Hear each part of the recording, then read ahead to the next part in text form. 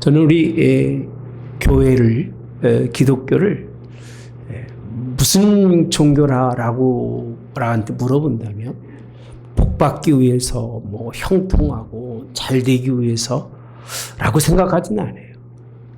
기독교를 특징적으로 말한다면 딱 두 단어로 말할 수 있습니다. 십자가의 종교다. 그리고 부활의 종교다. 십자가와 부활이 우리의 신앙이고 성경의 모든 말씀을 통해서 이루어진 신학이에요. 신학. 그럼에도 불구하고 오늘날 많은 기독교인들이 십자가와 부활의 참 의미에 대해서 별 관심이 없어요. 오히려 모른다고 얘기하는 것이 아마 과언이 아닐 정도로 상상할 수 없는 일이죠. 그것이 주제고, 그것이 우리의 목적이고, 그것이 우리의 바라봄인데 그게 사라진 거예요. 사라지고 다른 것으로 대체해서 기독교가 평안 주고 복 주고 잘 되는 것만 생각하는 그런 종교로 이해하는 사람들이 많다는 것. 여러분에게 묻고 싶어요. 십자가가 무엇이고 부활이 무엇이기에 우리가 예수님을 믿으면서 십자가의 종교, 부활의 종교라고 말할 수밖에 없는가라고 하는 사실. 십자가는 아는 게 아니에요. 자꾸 신앙을 알고 믿으려고 하지 마세요.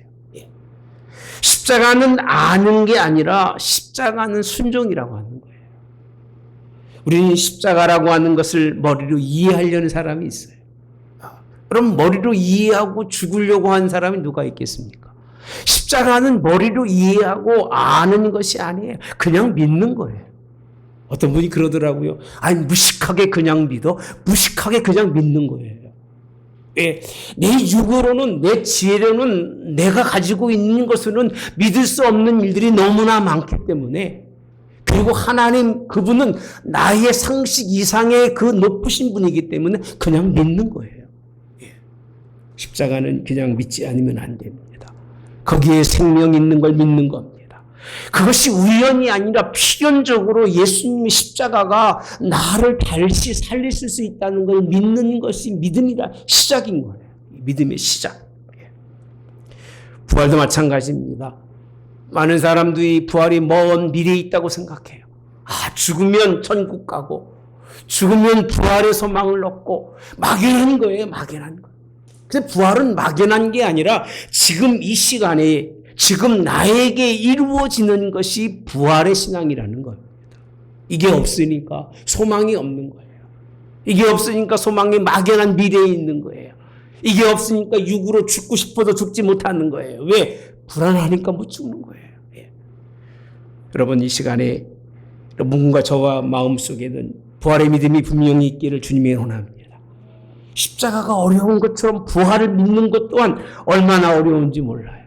부활을 믿는 사람은요, 지금 절대로 어떤 일이 생긴다고 그래가지고 그것 때문에 침체되거나 마음이 낮아지질 않아요. 어떤 일이 생겨도 그 마음 속에는 부활의 능력과 소망이 그 삶을 이끌어가며 역사하는 걸 믿으시기를 주님의 이름으로 원합니다. 예수님이 그런 말씀을 하셨더라고요. 내가 믿음을 보겠느냐. 믿음을 보겠느냐? 그 믿음을 보겠느냐라는 말씀이 예수님 시대에만 주시는 게 아니라 오늘날도 마찬가지예요. 믿음을 보시겠느냐라고 하는 것은 믿음의 시작은 십자가고 믿음의 완성은 부활인데 그 십자가와 완성이 어떤 시간과 텀을 가지고 공간적 개념이 아니라 지금 이 시간에 우리 속에 십자가와 부활이 함께 이루어지는 것. 이것이 믿음인데 과연 이 시대에 우리에게 예수님께서 오셔서 하신 말씀이 내가 내 믿음을 보았노라 하는 그 은혜의 말씀이 들려지는 시간 되기를 주님의 이름으로 원합니다. 요한복음을 통해서 여러분에게 말씀드렸습니다. 가장 먼저 중요하게 예수님께서 첫 표적을 보이신 것이 우리 요한복음 2장의 가나안 혼인잔치, 물이 변화해서 포도주가 된 것을 첫 번째 표적이라고 말씀드렸습니다. 한 2달 전이네요. 이렇게 말씀드렸는데 그 말씀을 통해서 잠깐 설명해 드린다면 무슨 말씀이냐면 2장 5절에 가보시면 그의 어머니가 하인들에게 이르되 너희에게 무슨 말씀을 하시든지 따라서 합시다. 그대로 하라. 그냥 무슨 말씀을 하시든지 그대로 하라는 그 말씀으로 시작하는 게 가나안 혼인잔치.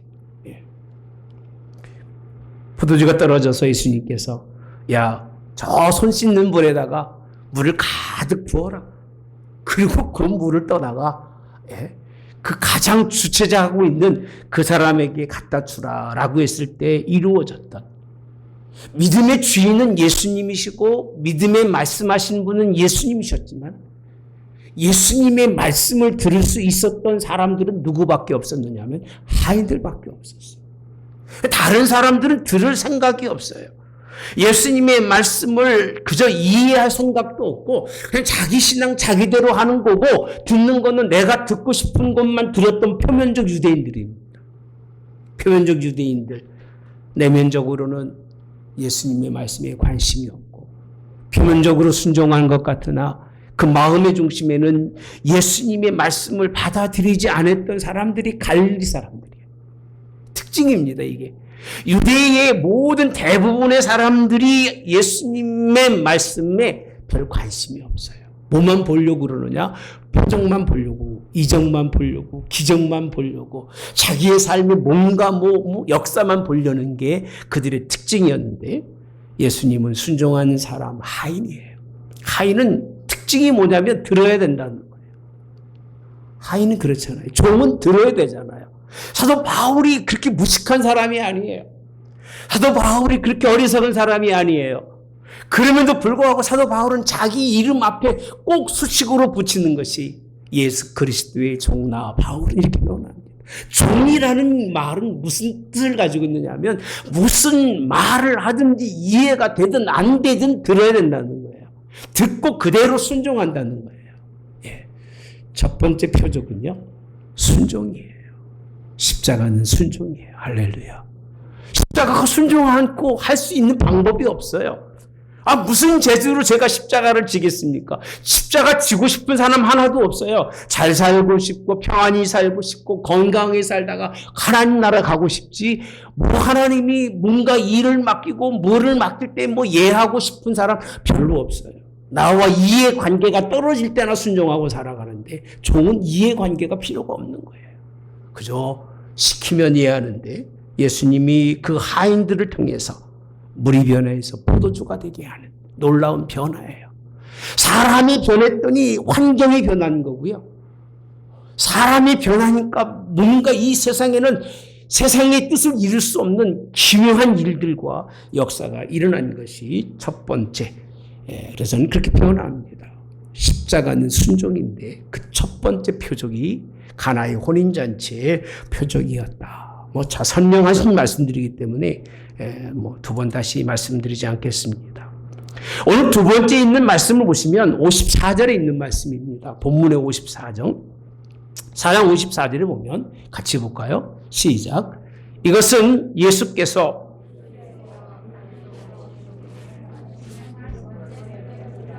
여기서 보시면요, 유대에서 갈릴리로 오신 후 갈릴리 가나의 혼인잔치가 같은 지역입니다. 같은 지역에 오셔서 예수님이 어떠한 일을 하신 다음에 이 일이 예수님이 보이신 두 번째 표적이라는 거예요.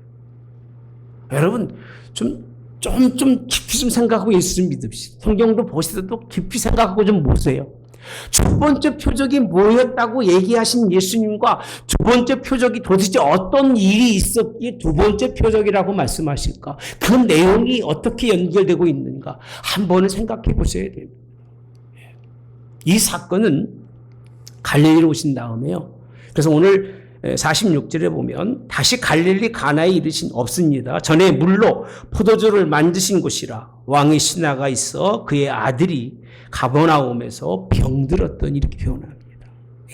갈릴리 그곳에서 오늘 어떤 왕의 신하의 아들이 병들어서 거의 죽게 됐어요.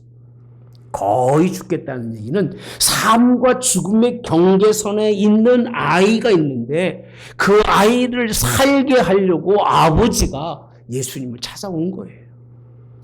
부모가 얼마나 마음이 간절했는지 예수님 앞에 와서 예수님, 좀 아들이 죽게 되었으니까 좀 고쳐주시옵소서가 아니라 살려달라는 거예요. 아들이 죽으면 이 세상 끝이니까 아들을 살 수 있도록 해달라고 얘기합니다. 예. 여러분, 예수님이 하신 말씀이 도대체 너희들은 표적을 기사를 보지 못하면 믿지 못하는구나 이렇게 표현합니다. 그리고 나서 예수님께서 가라 내 아들이 살아있다 하신 이 본문이에요. 거의 죽은 아들에게 예수님이 가라 내 아들이 살아있다 하시고 그 말씀을 믿고 갔다고 성경은 말합니다. 50절에 봅시다. 굉장히 중요한 말씀이에요. 예.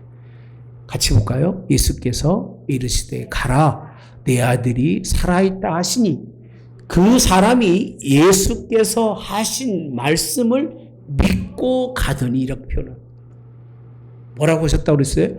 살아있다는 거예요. 살아있다는 말을 그 아버지가 그 멀리 떨어져 있음에도 불구하고 그 말을 믿고 가니까 가는 길에 종들이 아이가 살아있다고 말합니다. 이게 51절이고요. 52절에 가서 보시면 그 낫기를 시작한 때는 물으니까 어제 7시에 열기가 떨어졌대요. 열기가 떨어졌다. 근데 그때가 어느 때냐면 예수님께서 살아있다 말씀하신 때인 줄 알고 이렇게 표현합니다. 자기와 온 집안이 다 누굴 믿으니라? 예수님을 믿으니라. 그러면 여기가 무슨 표적을 두 번째로 보여주시느냐 하면 죽어 있는 것이 아니라 살아있다는 거예요. 따라서 죽은 것이 아니라 살아있다. 신앙을 왜 하느냐고 물어본다면 오늘 우리가 왜 십자가에 순종하냐고 물어본다면 우리는 안 죽으려고 사실은 순종하는 거예요. 제가 왜 하나님의 말씀에 순종하고 복음만 전하려고 하느냐 하면 그 이유는 딱 한 가지예요. 살려고 그러는 거예요. 아니 목사님 누가 죽여요? 목사님 죽을 일이 있습니까? 저는 죽을 일이 있습니다. 하나님의 복음을 전하지 않으면 저는 죽게 돼 있습니다. 그 경험을 두 번씩 하다 보니까 세 번째는 진짜 죽을 것 같아요. 거기서 진짜 죽는다는 말의 뜻은 무슨 뜻이냐면 내 육체가 죽는 것이 아니라 내 영혼이 나의 삶을 통해서 하나님 나라에 들어가지 못하고 오히려 책망받고 심판받을 수밖에 없다는 거예요. 그게 제게 억눌려 오고 제게 막 밀려오니까 견딜 수가 없는 거예요. 하나님의 복음을 전하지 않으면 살 수가 없어요. 삶과 죽음이 호흡이 아니라 영원히 사느냐 하는 것인데 참 성경이 그래서 너무 아름다운 거예요. 5장으로 이어가면서 5장의 이후에 베데스다에서 병 고치고 그 사건 이후에 19절서부터 오늘 5장 47절까지 말씀에 잠깐 있다 볼게요. 말씀을 보시면 두 번째 표적이 일어나는 사건을 이 뒤에서 다 그 배경적으로 설명해 주고 있는 거예요. 왜 두 번째 표적이고 왜 그 사람을 통해서 갈릴리에서 두 번째 표적을 이루는데 그것이 어떤 의미가 있느냐는 거예요.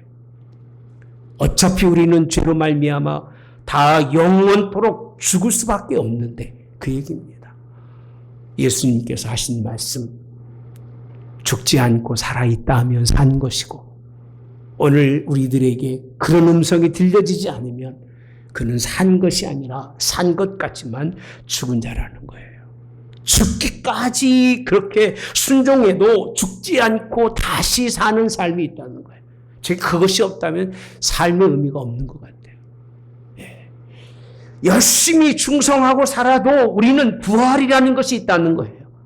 십자가가 고통스럽고 평생 힘든 일인 것 같지만 그 십자가의 길을 걸어도 우리에게는 부활의 소망이 있기 때문에 할렐루야. 여러분 두려움이 없습니다. 제가 카타콤이라는 책을 올 초에 읽었습니다. 그걸 보면서 얼마나 많은 감동을 받았는지 몰라요. 예.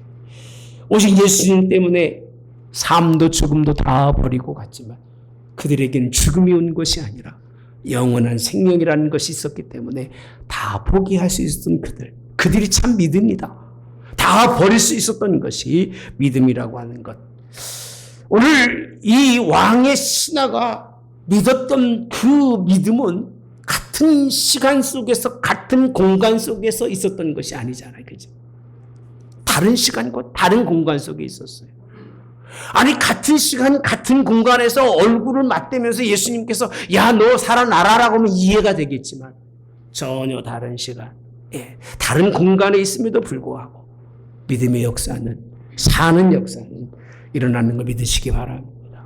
우리가 다시 사는 것은 예수님께서 하신 명령의 말씀에 따라서 이루어지는데 이 두 번째 표적에 대해서 오늘 이렇게 말씀해 주고 있습니다. 요한복음 5장 19절과 21절에 보면 쭉 말씀을 제가 말씀드린다면 중간부터 볼게요. 아들이 아버지께서 하시는 일을 보지 않고는 아무것도 스스로 할 수 없나니 아버지께서 행하시는 그것을 아들도 그와 같이 행하느니라.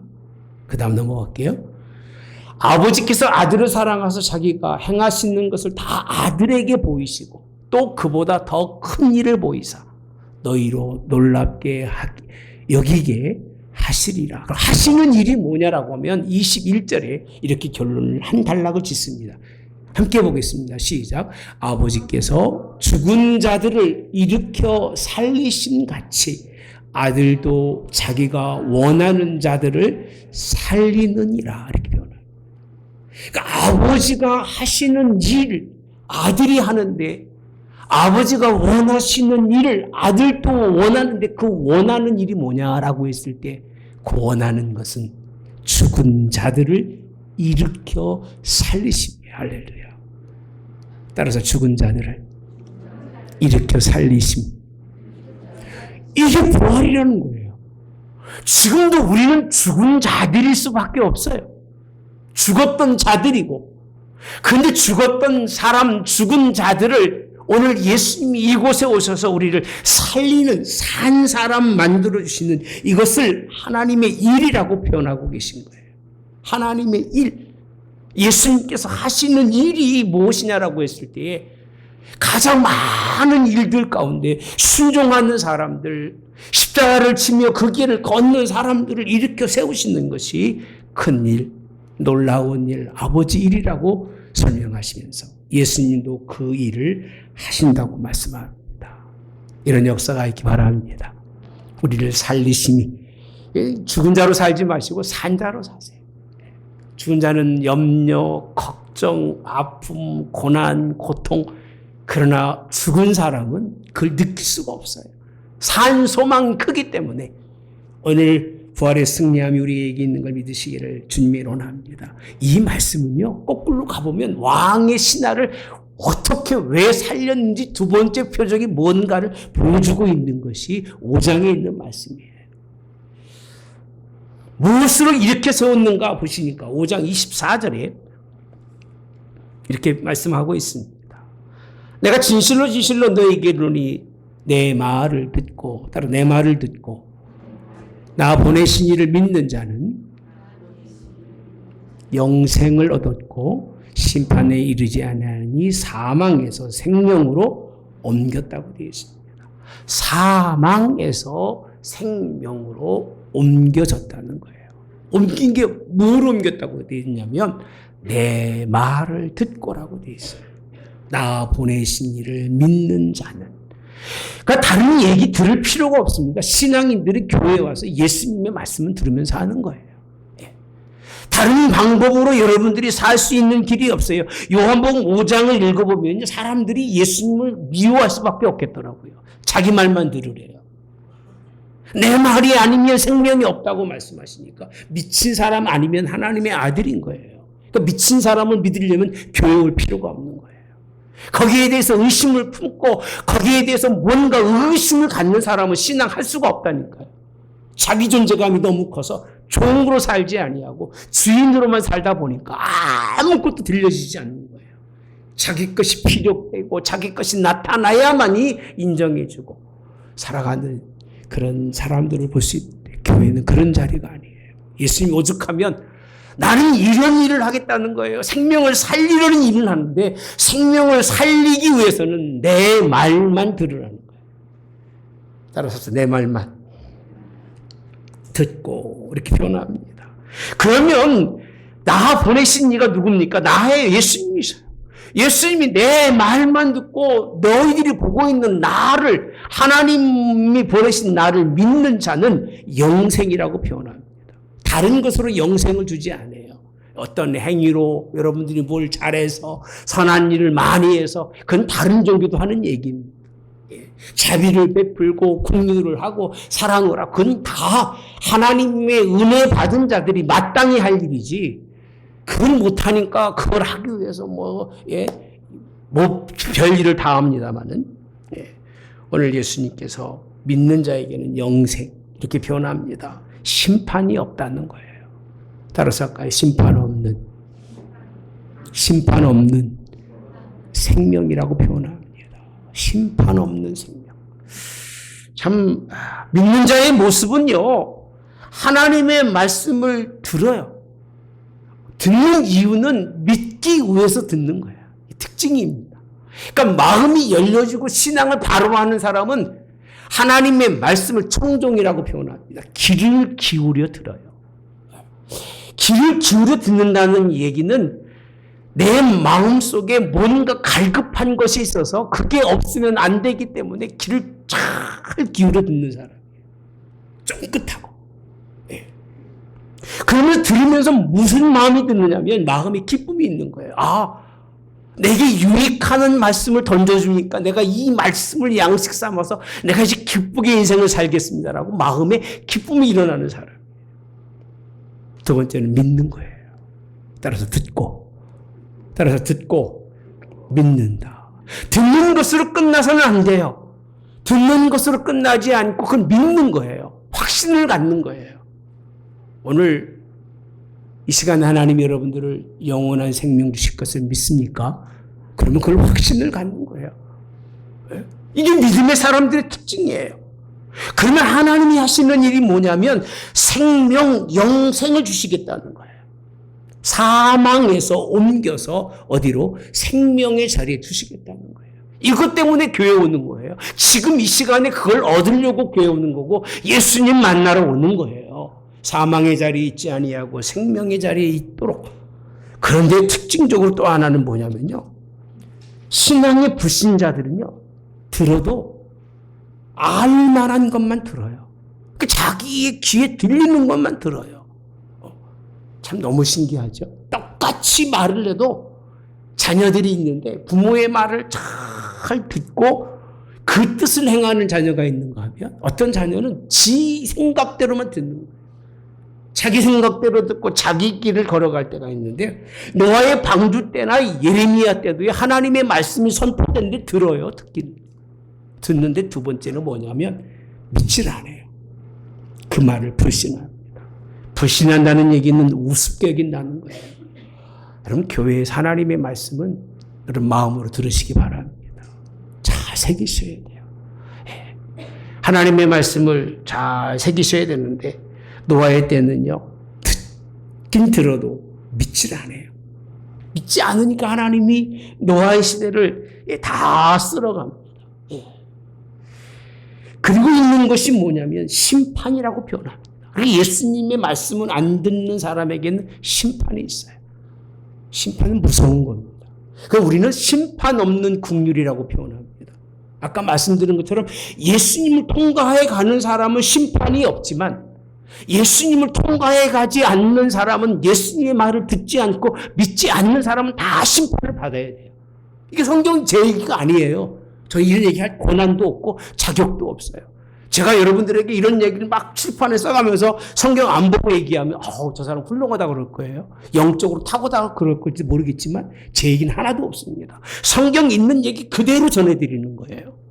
하나도 빠짐이 없어요. 심판이 없대요. 여러분이 지금 하나님 앞에 양심적으로 내가 하나님 앞에 섰을 때 하나님이 긍휼히 여기지 않고 하나님의 말씀에 다 비추어서 여러분을 판단한다면 죄송한 얘기지만 천국 갈 사람 하나도 없습니다. 아무리 겉으로 보기에는 멀쩡해 보여도요, 속 사람이나 그 인생의 삶은요 바른 사람이 없어요. 바른 척하는 것뿐인 거예요. 다 이기적이고 그렇잖아요. 다 자기중심적이고 다 자아중심적일 수밖에 없는 저희들이기 때문에 하나님 앞에 섰을 때 그렇게 멀쩡하게 서 있을 사람은 하나도 없어요. 오죽하면 사도 바울이 의인은 없으되 하나도 없다고 표현하잖아요. 그 예수님의 말씀을 들어야만이 어디로 심판 없는 생명으로 가는데, 심판 받으면 결국은 죽음입니다. 그 죽음을 뭐라고 표현하냐면 사망이라고 표현합니다. 영원히 죽는 거예요. 음부라고 하는 그것, 참 무서운 것입니다. 그곳에 있을 수밖에 없는데 25절에 가봅시다. 이 말씀을 예수님이 하시려고 그러는데 함께 봅시다. 시작. 진실로 진실로 너희에게 이르노니 죽은 자들이 하나님의 아들의 음성을 들을 때가 오나니 곧 이때라 듣는 자는 살아나리라. 잘 봅시다. 여기서 보시면요, 시간적인 때라고 하는 것이 지금이라는 거예요. 지난주 말씀은 언틀이라고 하는 것은 까지, 어떤 시점과 시점 속에서의 하나님의 은혜라고 하면 지금 주님이 우리에게 말씀하시고 있는 이 말씀은 지금 나우예요. 어떤 시간이냐면 죽은 자들이라고 되어 있습니다. 죽은 자들, 이미 사망에 있는 자들이 하나님의 아들의 음성을 들을 때가 오는데 언제라고 했어요? 곧 이때, 지금이라는 거예요. 시점이 지금. 지금 듣는 자는 살아난다는 거예요. 그러니까 복음은 미래적인 것도 과거적인 것도 그것이 아니라 지금 현대 이 시간이에요. 여러분, 날마다 예수님의 음성 듣기를 원합니다. 성경 좀 보시고 묵상을 하시면서 하나님, 내가 살기 원합니다. 하나님의 말씀으로 밖에 살 수밖에 없으니 나를 불쌍히 여기시고 나를 살게 하시옵소서 기도하시기 바랍니다. 이때라고 되어 있어요. 예수님이 이 말씀을 하시는데 그때가 어떤 사람들이냐면 예수님 안식일을 범했다고 죽이려고 많은 사람들이 모였을 때 하신 말씀이에요. 그들에게 하는 말이, 야, 지금 나를 죽이려는 사람 앞에서 내 말을 듣지 않으면 사망이다. 지금 이 말을 들어야만이 생명이라 라고 그렇게 말씀해 주고 있는데 분이 나겠습니까? 그 말에 순종하겠습니까? 분이 날까요? 순종할까요? 우리는 뭐 이런 말씀 들어도 신앙이니까 예, 아멘, 그 말이 맞습니다, 그렇게 표현하지만 그 당시 그들은요, 마음에 분이 나는 거예요. 지가 누구라고, 네가 누구길래, 네가 무엇이기에 지금 네 말을 들어야만 사느냐라고 질문하는 것이 두 번째 표적은요, 우리를 살게 하신 예수님 그 음성을 듣는 것이 두 번째 표적으로 우리에게 설명해 주시는데 26절에 이렇게 설명하고 계십니다. 아버지께서 자기 속에 생명이 있음 같이 누구에게도 아들에게도 생명을 주어 그 속에 있게 하셨다라고 되어 있습니다. 그러니까 이 생명을 두고 얘기하는 게 아니에요. 여러분들이 살아가는 동안 육체적인 그런 생명은 다 달리게 살다 가게 되어 있습니다. 예수님이 하신 말씀은 그 생명을 두고 얘기하는 게 아니에요. 영원한 생명, 참 생명이에요. 하나님 나라에 섰을 때 이 생명이 오늘 우리에게 있는데 그것이 누구 속에 있느냐? 예수님의 말씀 잘 듣고 그 말씀을 순종하는 첫 번째 표적과 두 번째 표적을 온전히 이루는 하나님 백성들에게 하나님께서는 영원한 생명과 영원한 부활을 허락해 주신 걸 믿으시기를 주님이 원합니다. 저는 참 과학이 굉장히 중요하다고 생각을 해요. 참 중요하다. 과학을 중요하게 생각하고 학문을 중요하게 생각하는 사람이 하나님을 모른다는 건 도무지 이해가 안 돼요. 과학은 중요하게 생각해서 과학을 통해서 하나님을 찾아가는데 하나님을 만나지 못하는 사람들이 너무 많다는 거예요. 뭐가 뭔지도 모르고 자기에게 인지된 것만 믿고 검증된 것만 믿고 살아가는 참 답답한 사람들인 것 같아요. 자기가 자기 안에 있는 영혼을 발견하지 못하고 사람의 그런 어떤 그 논리나 그 무엇으로도 알지 못하는 자기 속에 영혼이 있음을 뻔히 알면도 불구하고 육의 것만 찾는 사람들을 보면서 참 답답하다. 우리 육의 생명이 아니라 영원한 생명이 있음을 믿으시기 바랍니다. 우리는 동물이 아니에요. 짐승이 오는 땅으로 가게 되어 있습니다만 하나님을 알고 하나님을 찾는 자의 생명은 하나님 나라에 있다고 우리에게 말씀해 주십니다. 성도는 교회의 외형을 따르는 게 아니에요. 그 얘기를 하고 싶어요. 주님의 요구를 따라가는 게 성도예요. 여러분들은 교회를 찾아와서 교회를 섬기는 사람이 아니에요. 교회의 주인 되신 예수님을 만나고 예수님이 우리에게 부탁하신 십자가와 부활을 믿는 게 성도예요. 이걸 얘기하지 않으면 목사가 여기 있을 필요가 없다니까요. 세상 얘기할 것 같으면 못 들어오죠. 여러분들에게 이곳 하나님의 복음을 전하고 여러분들이 이곳에 있을 필요가 없어요. 육 잘 살기 위해서는요, 열심히 가서 하면 되는 거예요. 그게 아니에요. 영원히 사는 건요, 여러분의 삶의 방법으로 되는 게 아니에요. 예수님의 말씀을 듣고 예수님의 말씀에 따라 순종하시기 바랍니다. 그의 종이 되는 거예요. 그의 한이 되는 거예요. 그에게 넘겨진 사람이 되는 거예요. 넘겨졌다는 게 나쁜 뜻이 아니에요. 죄로 허물로 죽은 사람인데 왕이 오셔서 왕의 아들로 우리를 넘겨주신 거예요. 할렐루야. 그 자리에 있는 저와 여러분들, 무엇을 이루어지느냐? 나의 행위가 아니라 더럽고 추하고 정말 못됐지만 거기에 의의 옷을 입혀주시는 예수님으로 말미암아 우리가 그 자리에 있는 걸 믿으시기를 주님의 원합니다. 제가 이 설교를 하고 싶어가지고 2달을 기다려왔습니다. 2달을요. 왜? 2번째 표적에 있는 사람이 되죠. 이 2번째 표적은요, 물로 되는 게 아닙니다. 순종은 물로 가능하지만 하나님 앞에 2번째 표적은 불로 가능한 거예요. 물과 성령으로 거듭나라고 되어 있는데, 오늘 우리가 이 영생이나 예수님의 말씀을 믿을 수 있는 것은 오늘 내가 내 의지로가 아니라 성령이 함께 하셔야 돼요. 그 보혜사 성령이 함께 하셔서 우리 안에 오셔서 가르치시고 생각나게 하시고 알게 하시고 믿게 하시는 그 역사가 있어야 됩니다. 성령이 충만한 여러분 되시기 바랍니다. 영이 우리를 이끌어 가시는 삶이 되어져야 한다는 것이 요한복음의 신학입니다. 요한의 신학이 예수님을 통해서 깨달은 신학이, 이걸 통해서 영원한 나라가 있는 걸, 나중에 기회가 되면 30절에서 47절에 보면 예수님이 이럴 수밖에 없는 사람이라고 스스로가 설명하셔요.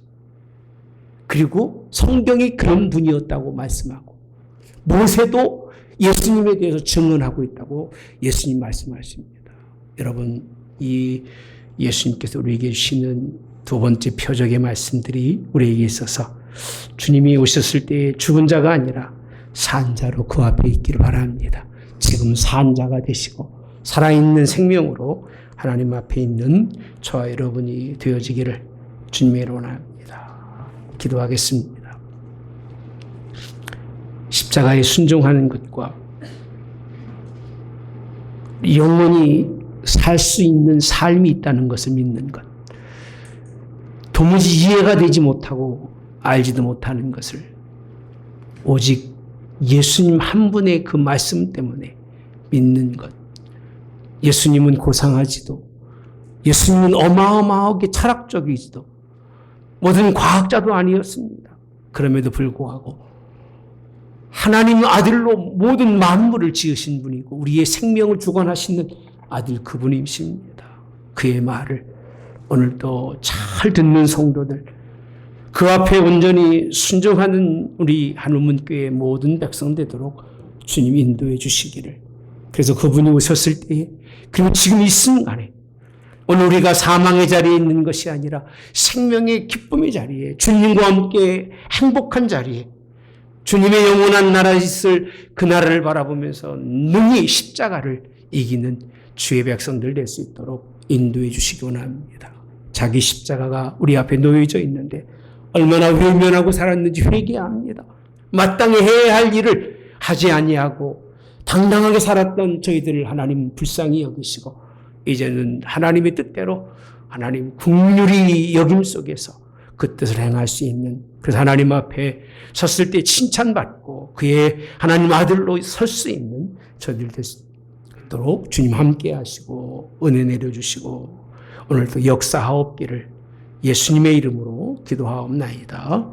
아멘. 지금은 우리 주 예수 그리스도의 은혜와 하나님 아버지의 극진하신 사랑하심과 성령의 교통 내주 역사하심에 함께 하심이, 십자가의 순종과 부활의 믿음을 가지고 나가는 모든 성도들 머리 위에 영원히 함께하여 주님의 말씀을 듣고 특히 나갈 때 사망에서 생명으로 영원한 생명의 백성으로 승리케 됨을 믿고 나가는 주의 성도들 되게 하옵기를 성부와 성자와 성령의 이름으로 축원하옵나이다.